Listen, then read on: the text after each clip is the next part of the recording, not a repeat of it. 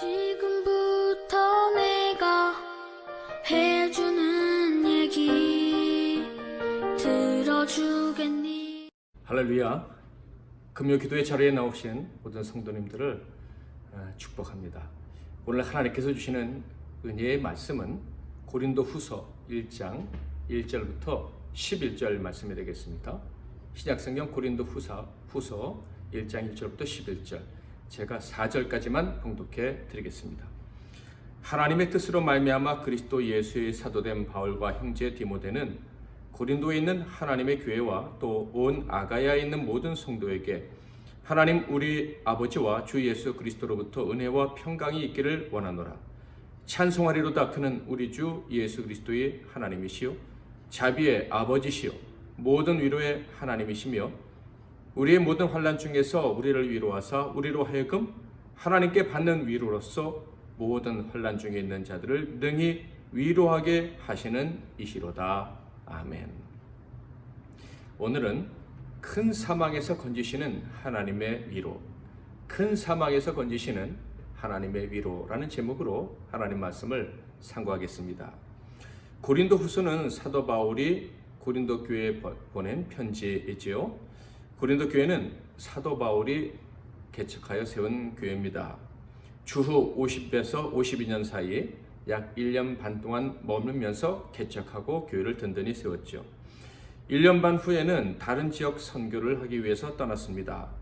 제3차 선교여행이라고 하죠. 53년부터 58년까지 진행됐던 그 사역을 위해 떠났다가 55년 혹은 56년경에 두 번째로 방문을 했었습니다. 55년경에는 에베소에서 선교 사역을 하고 있었는데 고린도 교회에 많은 문제들이 발생했다는 소식을 듣고 편지를 보냈습니다. 그들을 책망하기도 하고 그들의 신앙적, 목회적 질문들에 대한 답변을 자세하게 적어서 보냈죠. 그것이 고린도 전서입니다. 얼마 전에 우리가 함께 상고했던 책입니다. 그래서 아마 기억이 잘 나실 거예요. 고린도 전서 하면 가장 먼저 생각나는 것이 13장 사랑장입니다. 고린도 전서를 강의할 때 성도들로부터 이런 이야기를 들은 적이 있었습니다. 모든 답이 이 고린도 전서에 있다는 것을 알게 되었습니다. 교회가 이대로만 하면 되겠구나. 이 고린도 전서의 교훈을 모든 성도들이 알았으면 좋겠다. 이런 얘기를 들은 거예요. 그렇습니다. 고린도 전서에는 교회의 모든 문제들을 해결할 수 있는 하나님이 주신 지혜, 그 답이 있어요. 그 답의 핵심은 바로 아가페 사랑이었죠. 신적인 사랑, 하나님의 사랑, 나보다 다른 사람의 유익을 위해 살아가는 삶, 그것이 성도들 가운데 있다면 그 교회의 모든 문제가 해결된다 하는 거예요. 자, 그렇다면 고린도 교회 성도들은 너무도 귀한 이 사도의 이 신령한 말씀이 적힌 이 편지, 이 말씀을 받고 어떻게 되었을까요? 변화되었을까요? 그런데 안타깝게도 믿을 수 없는 사실은 바로 우리가 기대했던 것과 정반대의 효과가 나타났다 하는 거예요. 그 귀한 말씀을 듣고도 고린도 교회의 상황은 조금도 좋아지지 않았던 거예요. 심지어 사도 바울을 대적하는 사람들이 더 많이 일어나게 되었습니다. 그래서 사도 바울은 기존에 했던 어떤 방문 약속 그 시간보다 훨씬 앞당겨서 급하게 고린도 교회를 방문하게 되었습니다. 그게 두 번째 방문이죠. 고린도서 16장 5절 6절에는 방문 계획에 대해서 얘기한 적이 있어요. 내가 마게도냐를 지날 터이니 마게도냐를 지난 후에 너희에게 가서 혹 너희와 함께 머물며 겨울을 지낼 듯도 하니 이는 너희가 나를 내가 갈 곳으로 보내어 주게 하려 함이라. 마게도냐에 다시 오게 되면 그때 방문한다 라고 얘기를 했었습니다. 그런데 2장 1절을 보니까 갑자기 방문을 했다. 그리고 근심 가운데 방문을 했다라는 것을 알 수가 있어요. 징계를 하기 위해서 방문했었기 때문입니다. 근친 상관의 죄를 범한 자를 포함한 잘못된 신자들을 처리하기 위해서 두 번째 방문을 했던 것이죠. 자, 그런데 고린도 후서 2장 1절에 보면 다시는 근심 중에 나아가지 않겠다 이렇게 얘기를 합니다. 내가 다시는 너희에게 근심 중에 나아가지 아니하기로 스스로 결심하였노니. 그러니까 두 번째 방문이 그렇게 성공적이지 않았다 하는 것을 짐작할 수가 있습니다. 바로 두 번째 방문에서 사도 바울은 큰 충격을 받았던 것이에요. 놀랍게도 사도 바울이 그토록 사랑했던 고린도 교회가, 그리고 그 귀한 말씀, 특별한 편지 고린도 전서로 양육받은 그 교회가 사도 바울을 배척했던 것입니다. 그러니까 사도 바울이 두 번째 방문에서 교회 문제를 해결하기는커녕 교회로부터 깊은 상처만 받고 돌아왔다 하는 것이죠.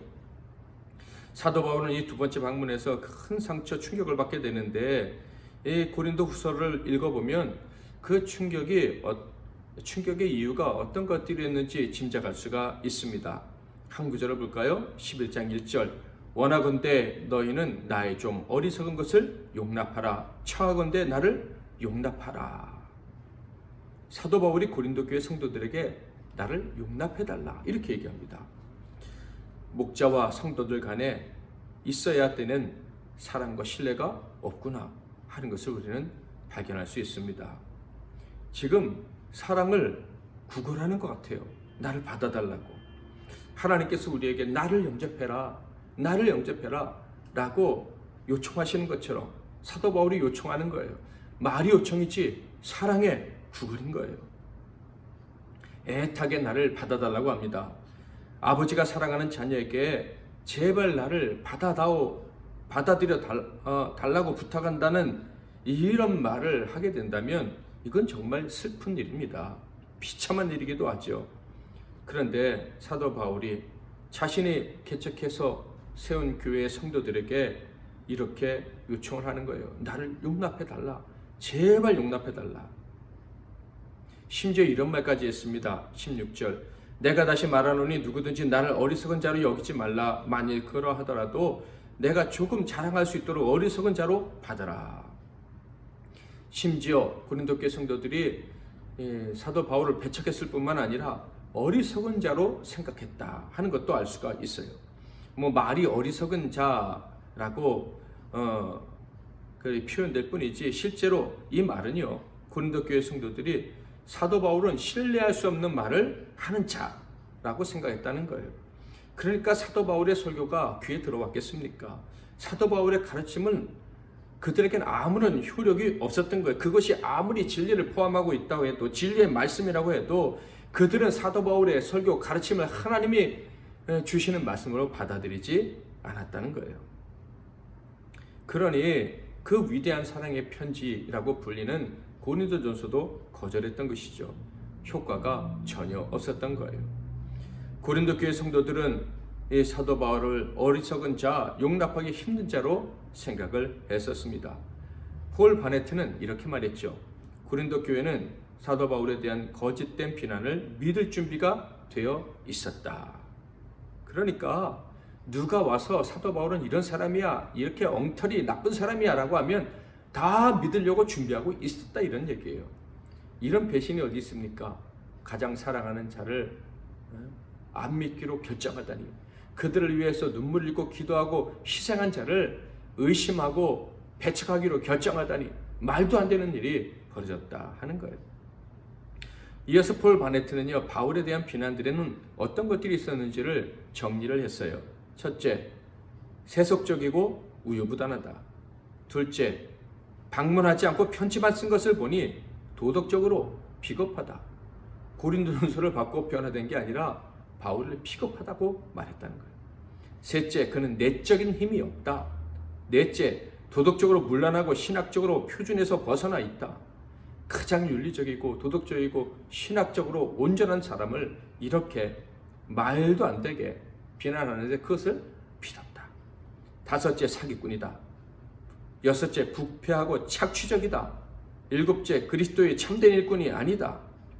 대면할 때는 말이 약하고 떠나 있을 때는 편지만 힘있다.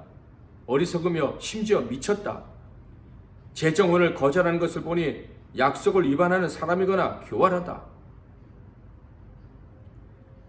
여섯 번째로는 착취적이라고 돈을 밝힌다고 해놓고, 열 번째는 돈을 받지 않는다고 교활하다고 말합니다.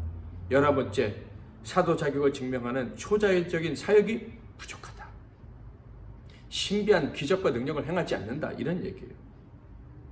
도대체 고린도 교회 교인들은 왜 이렇게 참담한 생각들을 갖게 되었을까?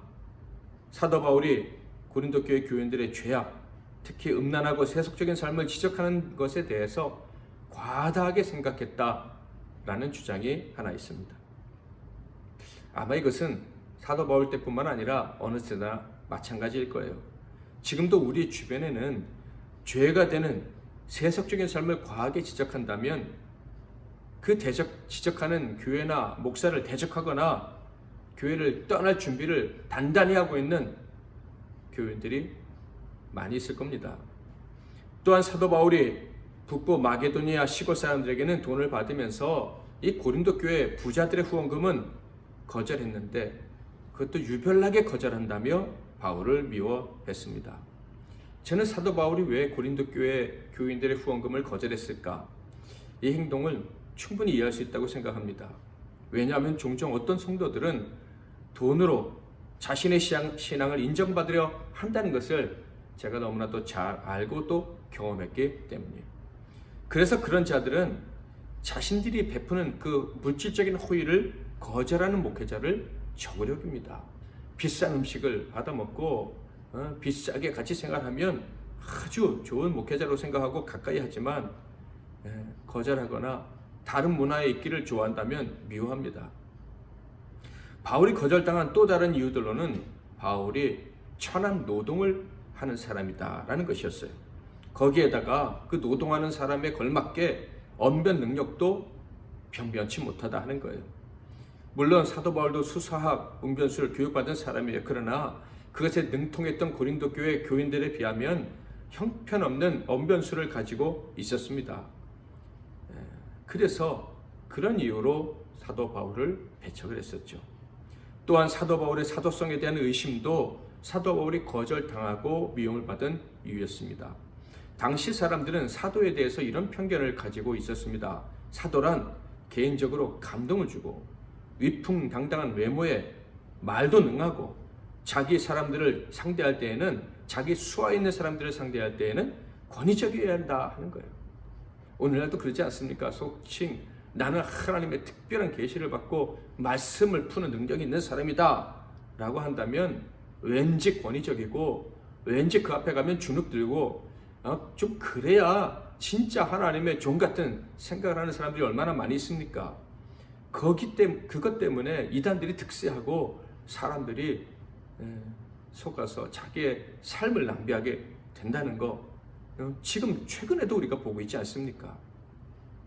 또한 그들은 사도라면 환상과 계시에 의해서 하나님이 뭔가 계시한 것에 따라서 표적과 기사를 행해야 되고 예수 그리스도의 대변자처럼 행동하고 그리고 능력도 나타나고 조상이 훌륭해야 된다, 핏줄이 좋아야 된다, 그리고 예루살렘 교회 유대인들의 유대인 지도자들에게 받은 추천서가 있어야 된다 라고 생각을 했던 거예요. 편견이죠. 어떤 분은 오늘날 예수님이 한국교회 담임 목사 지원하려면 다 떨어질 거라고, 왜냐하면 학벌이 없어서, 이렇게 주장하기도 하더라고요.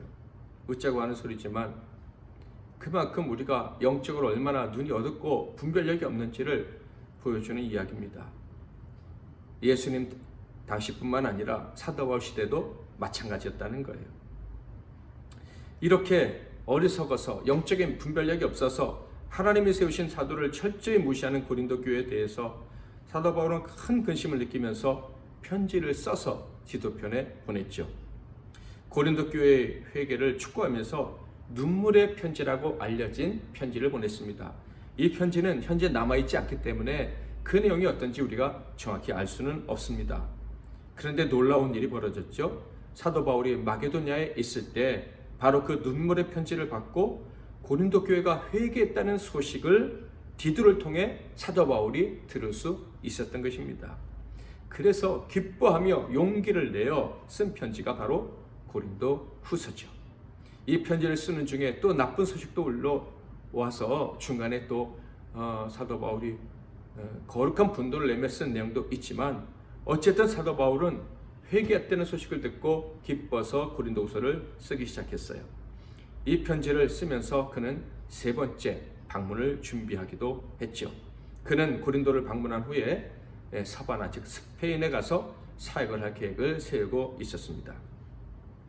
여러분, 지금까지 우리는 고린도후서가 쓰여지게 된 배경에 대해서 살펴보았습니다. 어떤 느낌이 드셨습니까? 저는 사도 바울의 마음이 어떠했을지 정말 이해가 되었습니다. 혹시 내가 사도 바울의 마음을 이해한다라는 이 사실을 하나님이 인정해 주지 않으시면 어떡하나 하는 생각도 해봤어요. 정말 하나님이 네가 무슨 사도 바울을 이해할 수 있어? 라고 말한다면 저는 회개를 많이 해야 될 것이다 라는 생각도 했어요. 성도들을 사랑하는 것에 대해서, 교회를 사랑하는 것에 대해서, 복음 전도자가 치를 값에 대해서 전혀 알지 못한 채 목사의 직을 감당하고 있으니 사도 바울을 이해할 수 없는 것이다 라는 말씀과 같은 것이기 때문에 하나님이 네가 무슨 사도 바울을 이해라고 한다면 저는 정말 크게 회개를 해야 될 겁니다. 조금 이해할 수 있을 것 같습니다 라고 하는 이 마음을 하나님께서 인정해 주셨으면 좋겠다라는 생각이에요. 만약 인정하실 수 없다면 지금이라도 그 마음을 주십시오 라고 설교를 준비하면서 기도했습니다. 사도 바울의 마음은 어땠을까? 저는 그의 마음을 생각하면 마음이 아프게 점여오는 것을 느껴요. 그런데 한편으로는 위로도 됩니다. 저 위대한 목자 사도 역시도 고난의 길을 걸었구나. 이 목회라는 것이 결코 쉬운 일이 아니구나 하는 것을 느낄 수 있어서 위로가 됩니다. 사도 바울에게 이 교회를 세우고 성도들을 양육하는 일은 너무나도 고단한 일이었음이 분명히 보입니다.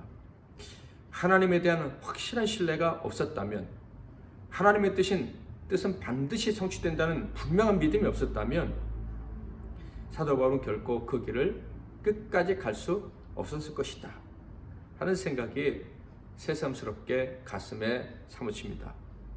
여러분, 그래서 이 사도 바울이 쓴 편지 고린도후서에 제일 많이 나오는 단어가 뭔지 아십니까? 바로 위로입니다. 하나님의 위로. 큰 사망에서 건지시는 하나님의 위로. 이 편지 고린도후서의 시작을 볼까요? 1절과 2절. 하나님의 뜻으로 말미암아 그리스도 예수의 사도된 바울과 형제 디모데는 고린도에 있는 하나님의 교회와 또 온 아가야에 있는 모든 성도에게 하나님 우리 아버지와 주 예수 그리스도로부터 은혜와 평강이 있기를 원하노라. 일반적인 인사말로 시작을 합니다. 그러나 일반적이지만 사도 바울은 지금 여기서 아주 중요한 사실을 강조하고 있어요. 자기 소개입니다. 자기를 소개하는데 나는 스스로 사도가 된 것이 아니라 하나님의 뜻으로 말미암아 그리스도 예수의 사도가 되었다. 이렇게 자기를 소개하고 있는 거예요. 나는 비록 장막을 짓는 노동자다. 나는 수사학은 배웠지만 말에는 참으로 변변치 못한 사람이다. 설득력도 부족하고 권위도 별로 없고 그런 외모도 변변치 않고 카리스마도 없고 신적 능력을 행하는 일에도 부족하다. 그러나 나는 하나님이 세우신 하나님의 일꾼이요 사도다. 이렇게 강조하고 있는 거예요. 저는 이 모습이 참 멋있게 느껴졌어요. 그는 배척당한 아픔이 있습니다. 그리고 지금도 배척을 당하고 있어요. 고린도에게만 배척을 당하고 있는 것이 아니라 지금 마게도냐에 있다고 했는데 그것도 배척을 받았기 때문이에요. 보통 배척이 아니죠. 에베소에서 무서운 박해를 받고 예전과 상관없이 급하게 지금 마게도냐로 도망온 거예요. 8절과 9절을 볼까요? 형제들아 우리가 아시아, 그러니까 에베소입니다. 에베소가 아시아에 있었거든요. 아시아에서 당한 환난을 너희가 모르기를 원하지 아니하노니 힘에 겹도록 심한 고난을 당하여 살 소망까지 끊어지고 우리는 우리 자신이 사형 선고를 받은 줄 알았으니 이는 우리로 자기를 의지하지 말고 오직 죽은 자를 다시 살리시는 하나님만 의지하게 하심이라. 얼마나 무서운 박해를 받았었는지 충분히 알고 느낄 수 있는 말입니다. 힘에 겹도록 심한 고난, 살 소망도 없어졌다. 사형 선고를 받은 줄 알았다. 극심한 밖에 지금 겨우겨우 마게도냐로 도망을 온 거예요. 그런데 이렇게 도망올 때 그가 사랑하는 고린도 교회는 여전히 바울을 무시하고 인정하지 않고 심지어 미워하고 있었습니다. 사랑하는 교회는 더러운 죄악을 범한 자들과 심지어 거짓 선지자들로 받아들여 희낙락하면서 그들과 합세해서 바울을 비난하고 있었습니다. 오직 모든 권한을 모든 거짓을 양산해내며 그것을 기쁘게 믿어버리고 있었어요. 이런 상황에서 사도 바울은 나는 하나님의 뜻대로 세움받고 파송된 사도다라고 얘기를 하는 거예요. 천국 복음을 전하는 자요, 천국의 주인이신 예수 그리스도와 그분의 말씀을 증언하는 사도다라고 말합니다. 얼마나 멋집니까? 얼마나 대단합니까? 그는 사도가 분명해요. 만약 사도의 자격 조건이 있죠? 예수님을 직접 만나서 직접 교훈을 받았다는 것. 이 자격 조건이 사도 바울에게 없었다면 이 엄청난 시련과 고독을 이겨내기가 어려웠을 것 같아요. 진짜 사도니까, 예수님을 직접 만났으니까, 예수님과 직접 교제했으니까, 예수님을 직접 경험했으니까 이 엄청난 시련을 능히 이기고 나는 그래도 사도다라고 외칠 수 있었다. 저는 그렇게 생각합니다. 그렇지 않았다면 사람과 그리고 나아가 하나님에 대한 배신감 때문에 하나님이 나를 왜 이렇게 하시나 라는 생각 때문에 우울증이나 공황장애에 걸려도 그냥 심각하게 걸려서 숨도 쉬기 어려운 상황에 이미 빠지지 않았을까 이런 생각을 해봅니다. 그는 어떻게 이 엄청난 시련과 외로움을 이기고 당당할 수 있었을까? 말씀드렸던 것처럼 그는 사도였기에, 참 믿음이 그에게 있었기에 견뎌냈을 거예요. 또한 디도를 통해서 고린도 교회가 변화되었다는 소식도 들었기에 힘을 낼 수 있었을 것입니다. 그런데 사도 바울은 분명하게 다른 이유가 또 있었다라고 얘기를 합니다. 그것은 큰 사망에서 건지시는 하나님의 위로를 내가 받았기 때문이다 라는 거예요. 하나님께서 그 고난당하는 자, 그 종 사도 바울, 사람들에게 멸시당하고 도망당하는 중에 어떤 방법인지는 구체적으로 알 수 없지만 하나님은 그를 분명 위로하셨던 거예요. 사랑하는 성도 여러분, 여러분이 지금 어떤 상황이 있든지 간에 하나님의 위로가 늘 함께 하실 수 있기를 주님의 이름으로 축원드립니다. 하나님은 여러분을 위로하기 원하시고 여러분이 하나님의 자녀라면 기가 막힌 웅덩이에서도 여러분을 위로하고 계시는 거예요.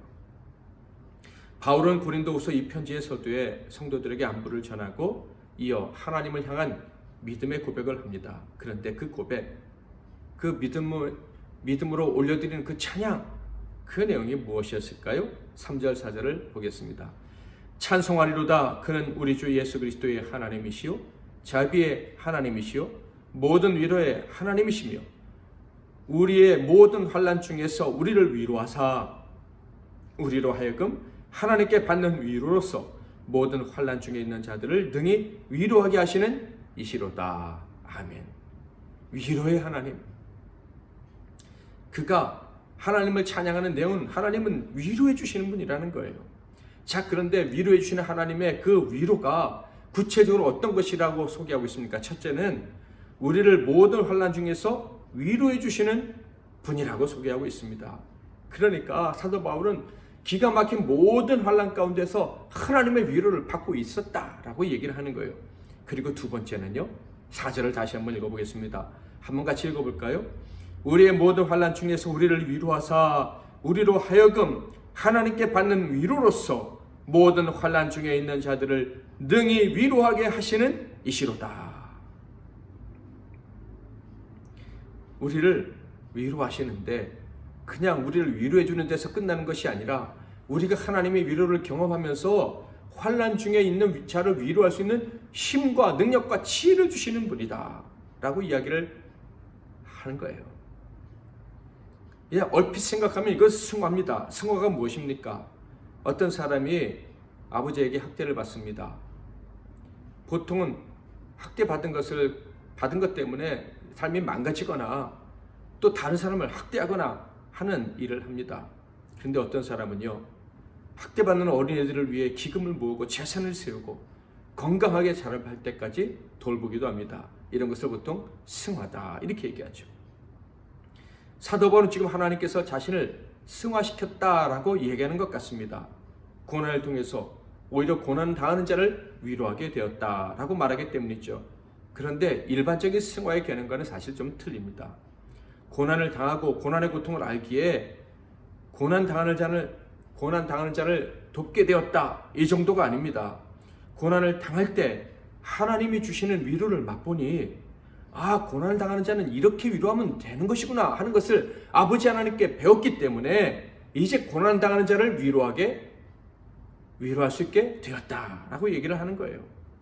엄밀하게 말해서 승화라기보다는 참교육을 받았다라고 하는 것이 옳겠죠.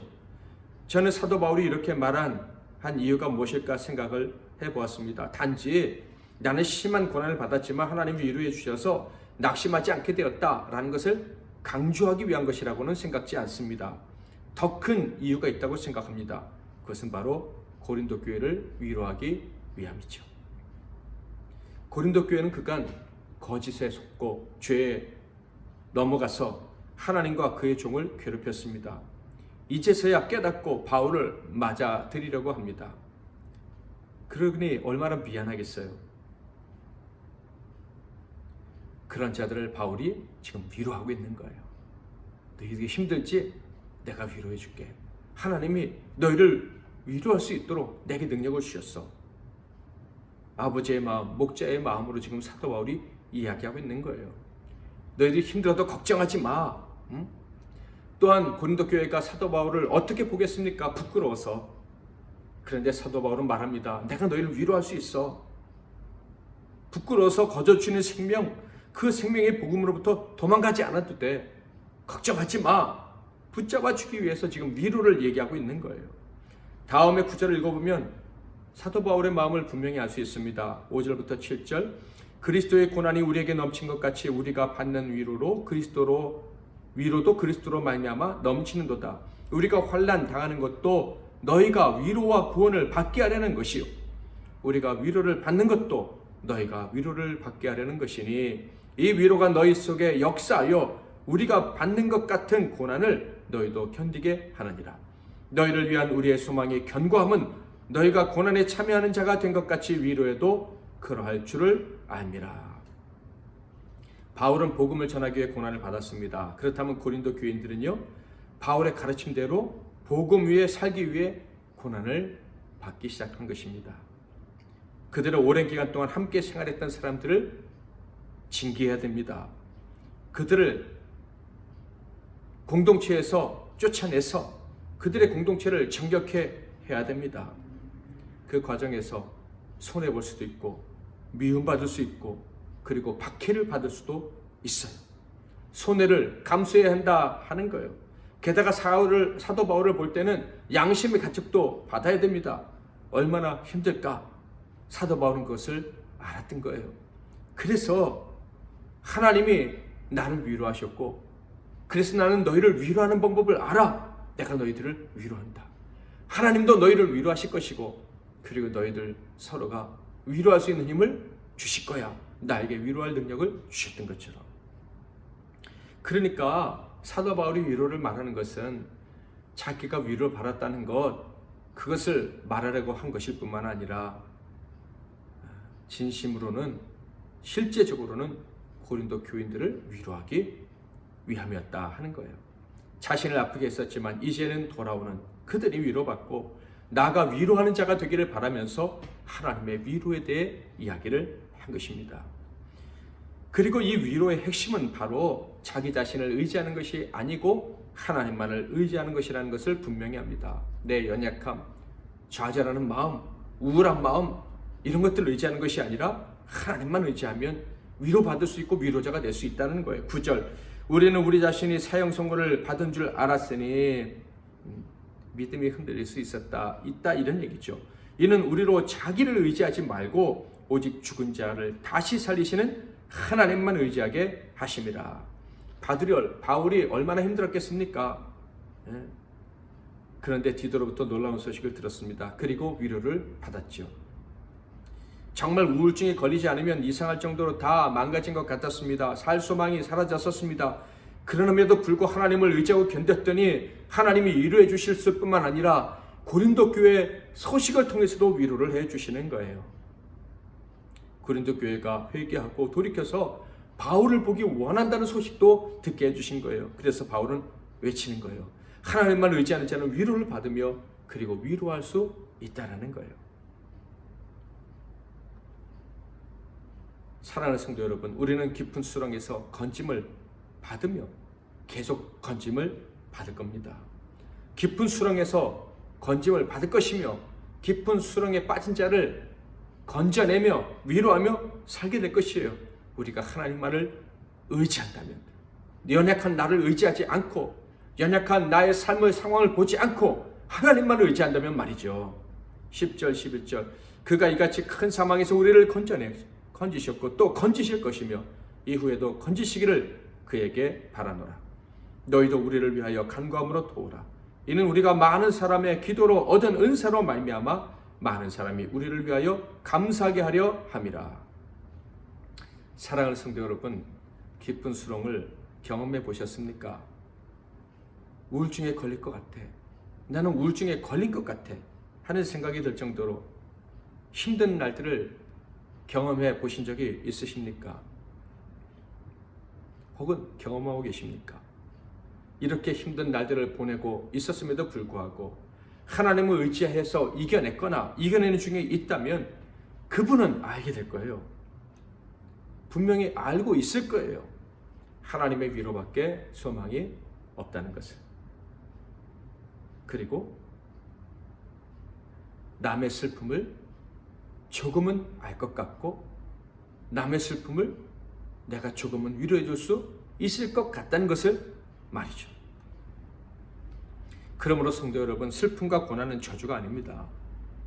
하나님의 일꾼들에게는 필수입니다. 그렇지 않고서 우리가 어떻게 남을 위로할 수 있겠습니까? 여러분, 우리에게는 아무리 큰 사망에서도 건져주시는 그리고 위로해 주시는 하나님이 계십니다. 그런 특별한 사랑은 바로 저와 여러분의 것이에요.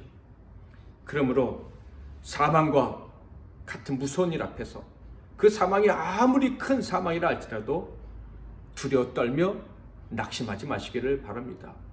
우울감이 찾아와도 괜찮아요. 우울증에 걸려서 죽을 것 같아도 괜찮습니다. 하나님을 붙잡는 것을 포기하지만 않으면 돼요. 하나님의 위로를 기다립시다.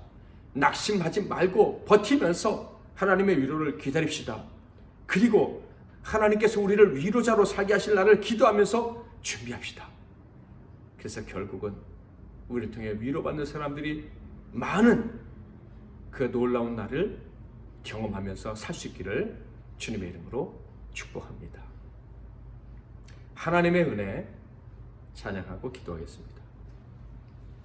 나를 지으신 이가 하나님, 나를 부르신 이가 하나님, 나를 보내신 이도 하나님, 나의 나 된 것은 다 하나님 은혜라. 나의 달려갈 길 다 가도록 나의 마지막 호흡 다하도록 나로 그 십자가 품게 하시니 나의 나 된 것은 다 하나님 은혜라. 한량없는 은혜, 갚을 길 없는 은혜, 내 삶을 애워싸는 하나님의 은혜. 나 주저함 없이 그 땅을 밟음도 나를 붙드시는 하나님의 은혜. 기도하겠습니다. 기도 제목을 드리겠습니다. 첫째로, 우리의 고난, 우리의 슬픔을 주님 앞에 내어놓고 기도합니다. 우리를 위로하여 주시옵소서. 이 슬픔이 슬픈 자를 위로할 수 있는 자로 살아가게 하는 걸음이 되게 하옵소서. 큰 사망에서 건지시는 하나님의 위로가 우리와 함께할 줄 믿고 기도하겠습니다. 두 번째는 이 나라와 이 민족을 위해서 기도하겠습니다. 이 나라 이 민족 가운데 큰 슬픔이 있습니다. 여러 가지 재앙과 재난으로 고통당하는 우리의 이웃들, 갑자기 총에 맞아 세상을 떠남으로 그 가족을 잃은 아픔에 통곡하는 우리의 이웃들, 여러 고통당하는 사람들을 하나님 위로해 달라고, 그들이 마귀의 통치가 아닌 하나님의 통치에 속히 들어오게 해달라고 기도하겠습니다. 우리의 가족과 이웃과 민족과 세계 열방이 하나님의 영광을 꿈꾸고 보게 해달라고 기도하겠습니다. 사랑하는 가족들과 교우들을 위해서, 선교사님들과 그들의 가족과 사역을 위해서, 우리 MC 나는 교회와 이 땅의 교회들과 교회 지도자들을 위해서 기도하겠습니다. 제가 잠깐 기도하고 여러분 각자 마음껏 기도하시고 편안히 잠자리에 드시기를 바랍니다. 큰 사망에서 건지신 하나님의 위로가 우리와 함께하고 계심을 믿고 감사와 찬양을 올려드립니다.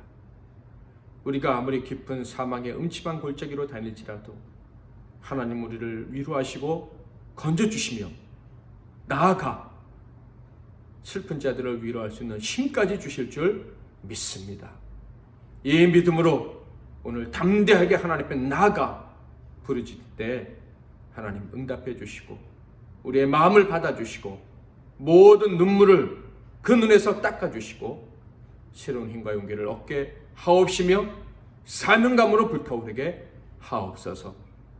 예수 그리스도의 이름으로 축복하며 기도하옵나이다. 아멘.